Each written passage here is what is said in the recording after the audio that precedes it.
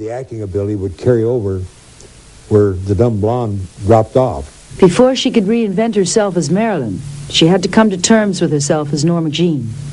Although she was living her dream as a movie star, it wasn't enough. She felt something was missing. Something that even the adoration of millions of fans around the world could not fulfill. The best picture this year will also be the funniest. Good night, sugar. Good night, honey. You stay here as long as you like.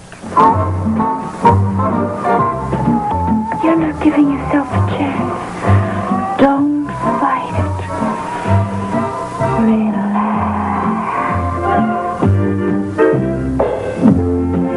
At the age of 28, Marilyn Monroe was a household name. Her photographs and blonde bombshell movie roles were etched into the American psyche. Ironically, her career was built on an image she created, but no longer enjoyed. Marilyn hated only being that sexual woman. That was the act. It was wonderful. And that was the act she had hostility towards. Because she wanted to be more. Marilyn desperately wanted to be seen as a serious actress. She vowed not to make another movie unless it was on her terms. And although it had been over a year since she'd made her last film, the crowds of fans in New York were a constant reminder of their loyalty. In 1956, she returned to Hollywood to star in the screen adaptation of Bus Stop, directed by Joshua Logan. A chance for Marilyn to shine as an actress. It was the story of a saloon singer bullied into a marriage which shatters her dreams of a career in Hollywood. She'd gone to the actor's studio to learn how to use her real emotions. So, and not to represent things, but to actually experience things. And she showed that she could do it, and the results were there with Bus Stop and Some Like It Hot particularly. I think those were two of her best films. Marilyn's character in Bus Stop brought to life an emotional depth and poignancy unlike any of her previous films. But the role she craved to play was the real-life part of a wife and mother. Marilyn once said hearing the words, "I love you," meant more to her than if 1,000 critics were to tell her she was a great actress.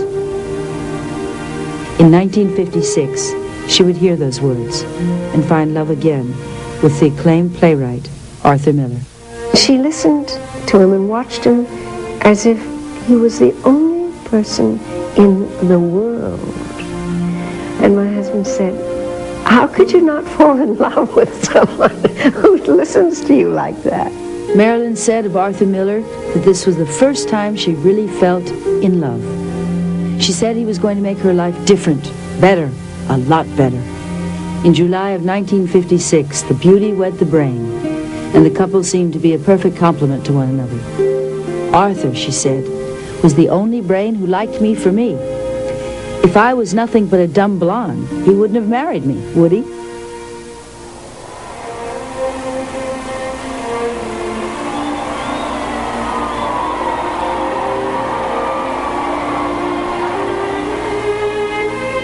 Her playwright husband fulfilled Marilyn's desire to be with a man of accomplishment, and she helped the outwardly taciturn playwright laugh. I never knew him to be that free and loose and easy and enjoying of life as when he was with her, when the times were good with her, you know. She seemed to be able to just make him giddy. It was very charming and nice to be with him those times. He looked different. He just was like a man in love. If having a husband was one wish, having a child was another. She had hoped that a child would satisfy her desire for unconditional love, something she'd been searching for all her life.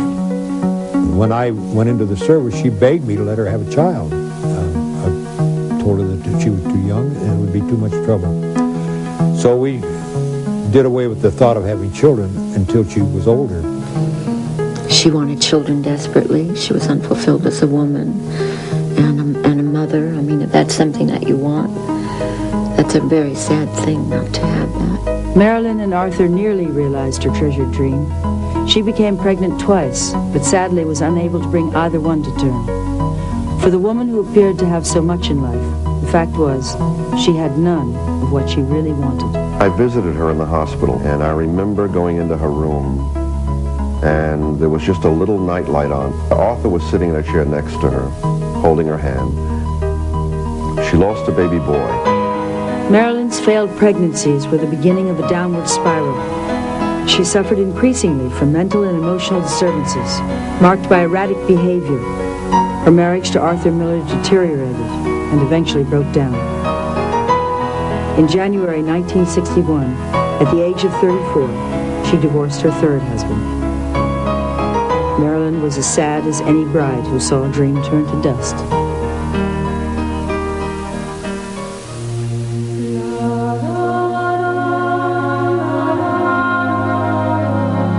In the midst of their breakup, Arthur had written The Misfits for Marilyn. It would be the last movie she would ever complete. Some even blamed her when her co-star Clark Gable died of a heart attack after the movie wrapped. The rumors devastated her. Marilyn's grip on reality slipped, and she ended up hospitalized in a New York clinic for the mentally ill. For a woman who has had a family history of mental illness, it was a frightening episode. Being locked up at Payne Whitney Psychiatric Clinic had to be so threatening because her mother had been institutionalized for most of her life. So when the doors were locked, that had to be a paramount moment to her. In a desperate bid to find some semblance of sanity, Marilyn planned to take it easy. She would pace herself at work on her next film. Something's got to give. But it was the one film Marilyn never finished.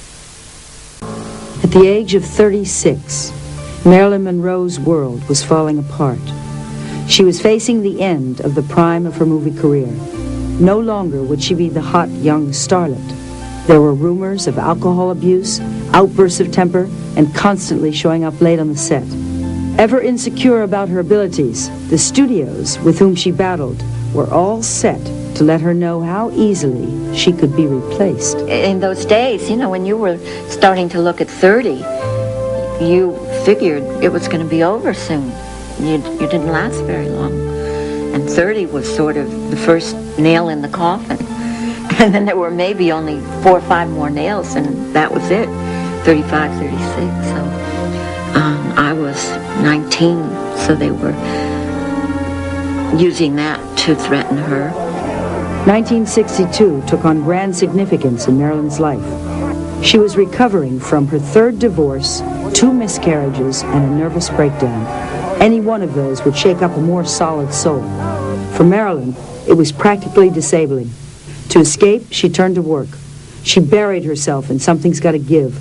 But first, she took time out from her 30th film to appear at a celebration of President Kennedy's birthday. She comes into New York to sing Happy Birthday to the President of the United States. Goes to a rehearsal at Madison Square Garden. Returns from the rehearsal, and that night returns to the garden to sing, and Marilyn shimmered up onto the stage. Absolutely incredible looking. She sang Happy Birthday. You know, that famous rendition of Happy Birthday to You at Madison Square Garden. Anyway, apparently she was given some tickets for the dinner and for the event and everything, and she invited my husband and me, and my dad was her date. And then afterwards, they went over to the presidential suite at the Waldorf, and she brought Dad along, and he stayed and met the president and met Bobby and met the vice president, Lyndon Johnson, and had a wonderful time. Although she wowed the president and his crowd, she was not greeted with the same enthusiasm back on the set of her current movie project. She was summarily fired from Something's Gotta Give. The studio said her performance was unacceptable, though Marilyn fans and friends and critics who saw it later disagreed. That footage has all this ravishing stuff of her swimming nude, and I think she would have probably made a great picture out of something she didn't even much want to do. Marilyn Monroe never had a chance to make another movie. The woman who defined youth, glamour, and sensuality.